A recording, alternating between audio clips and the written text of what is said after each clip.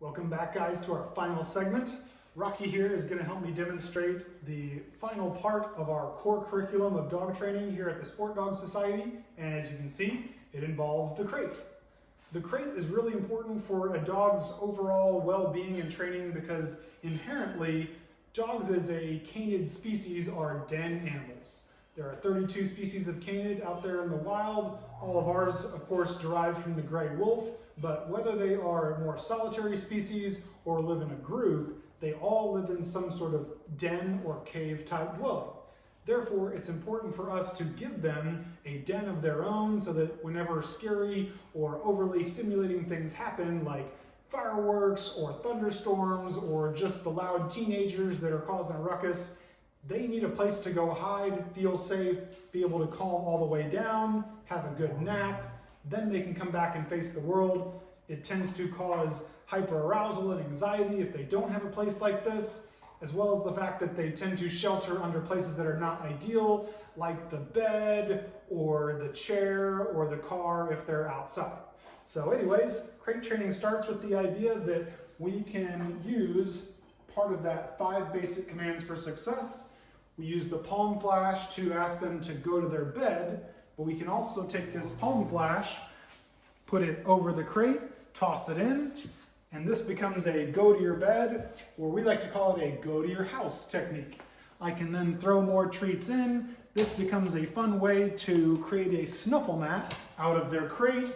If they're hunting in their crate for food, it just becomes a really positive place to be and hang out. You don't have to shut the door for the first few days or so. Let them get used to it and practice go to your bed or go to your house. Make it a fun place to go. It becomes their little hideout cave. Instead of a jail, it's definitely not that. And if we don't close the door immediately, it becomes a positive place to hang out.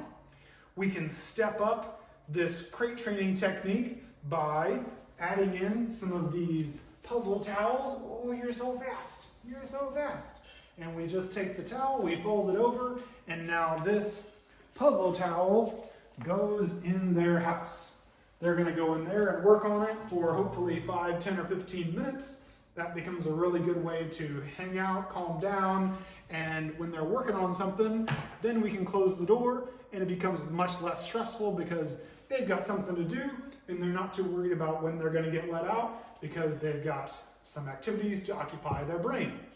The way we step this up to the final level is by combining my trifecta of things that are really helpful to help a dog calm down.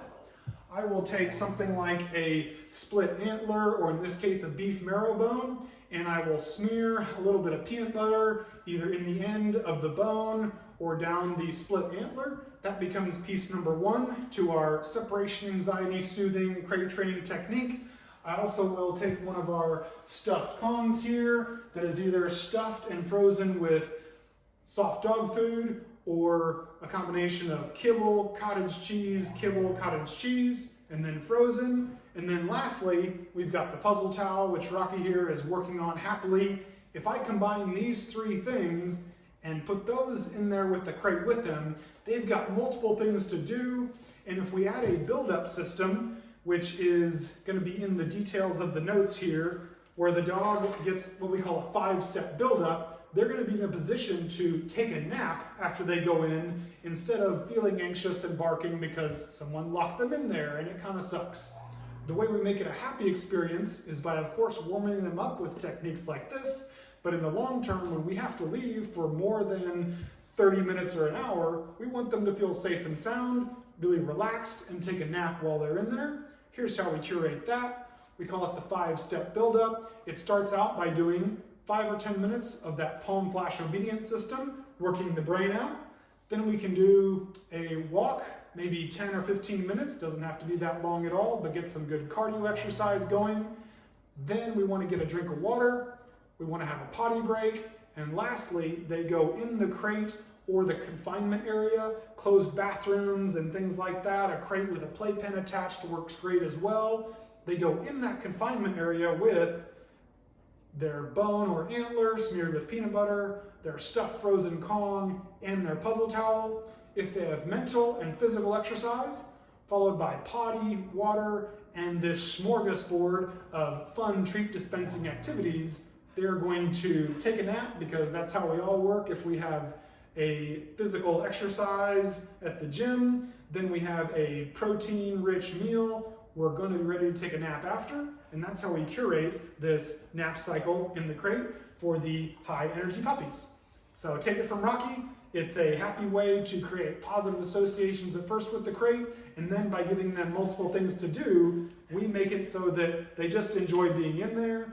And if they go in and they take a big nap, they wake up and, oh, I didn't finish the rest of my antler, or there's still half a Kong there. They work on that, then conk back asleep again. They don't know whether it's been 30 minutes or 3 hours since you left. That's how we want it to be, and that's how we get at the heart of what causes separation anxiety before it can become any kind of problem.